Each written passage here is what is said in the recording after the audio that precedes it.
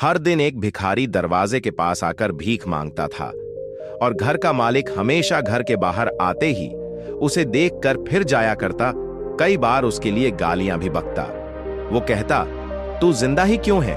पूरी जिंदगी ऐसे ही भीख मांगेगा क्या? धरती का बोझ क्यों बना बैठा है? और कभी कभी उस भिखारी को गुस्से में वह धक्का भी मार दिया करता। इतना कुछ हो जाने के बावजूद भिखारी के मुंह से सिर्फ यही निकलता कि भगवान तुम्हारे पापों को माफ करे। एक बार सेठ को धंधे में बड़ा नुकसान होने की खबर मिली। सेठ बहुत परेशान था कि तभी उसके दरवाजे पर वही भिखारी आया। गुस्से में अपना आपा खोते हुए सेठ ने उस भिखारी को पत्थर दे मारा। पत्थर लगने के कारण भिखारी का सर फूट गया और उसके सर से खून बहने लगा। फिर भी दर्द से कराहते हुए भिखारी ने इतना ही कहा, भगवान तुम्हारे पापों को माफ करे। भिखारी वहां से चला गया। सेठ सोच में पड़ गए। भिखारी को पत्थर मारा, फिर भी उसने सिर्फ प्रार्थना की। सेठ का गुस्सा शांत हुआ। सेठ का मन शांत हुआ भिखारी का रहस्य जानने के लिए। सेठ ने भिखारी का पीछा करना शुरू कर दिया। भिखारी जहां जहां जाता सेठ उसके पीछे जाता। सेठ ने देखा कि कोई उसको खाना देता, कोई उसको मारता, कोई अपमानित करता तो कोई गाली देता। लोग भिखारी के साथ चाहे जैसा व्यवहार करते, लेकिन भिखारी सबके लिए एक ही प्रार्थना करता, भगवान तुम्हारे पाप माफ करें। अब रात होने को आई थी। भिखारी अपने घर जाने के लिए लौटा। वो अपने घर पहुंच गया, लेकिन सेठ अब भी उसका पीछा कर ही रहा था। एक पुरानी टूटी हुई खटिया पर एक बूढ़ी औरत लेटी हुई थी। काफी कमजोर और बीमार लग रही थी।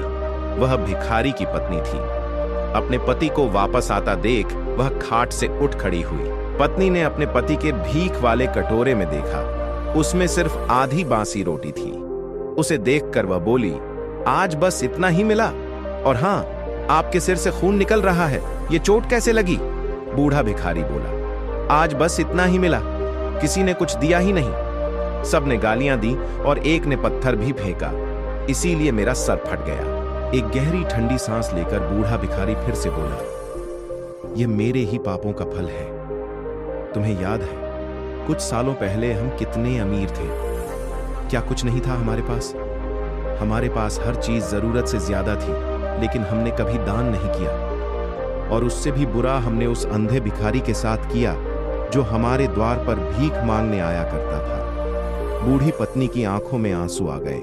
वह बोली, हाँ, हम उस बेचारे अंधे के साथ बहुत बुरा करते थे, उसका अपमान करते थे, उसे खाने के लिए रोटी की जगह कागज दिया करते, उसका मजाक उड़ाया करते और कभी कभी मारा भी करते। मैंने कभी उसको रास्ता नहीं दिखाया। एक बार मैंने उसके मुंह पर मिट्टी भी फेंकी थी और वह हमेशा दुखी होकर यही कहता कि भगवान तुम्हें तुम्हारे की सजा देगा, भगवान तुम्हारे पापों की सजा जरूर देगा। उसका श्राप सच हुआ और हम इस दुख भरी जिंदगी में आ गए। भिखारी बोला, हाँ, उसका श्राप सच हुआ, इसलिए मैं किसी को बद्दुआ नहीं देता। चाहे कोई मेरे साथ कैसा भी बर्ताव करे, मैं हमेशा उसके लिए प्रार्थना करता हूँ। मैं नहीं चाहता कि कोई भी हमारे जैसे जिंदगी का अनुभव करे, किसी को भी हमारे जैसे दुखों का सामना करना पड़े। वो नहीं जानते कि वह कितना बड़ा पाप कर रहे हैं, इसलिए अनजाने में हुए पाप की ऐसी सजा किसी को भी मिले मैं नहीं चाहता। सेठ वहीं पर छुपकर ये सारी बातें सुन रहा था। अब उसे सब कुछ समझ में आ गया था।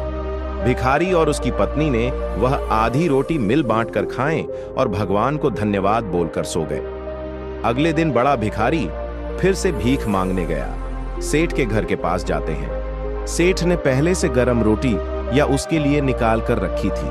उसे देते हुए सेठ विनम्रता से बोला, माफ कर दीजिए बाबा, उसे बहुत बड़ी गलती हो गई। बूढ़ा भिखारी बोला, भगवान तेरा भला करे।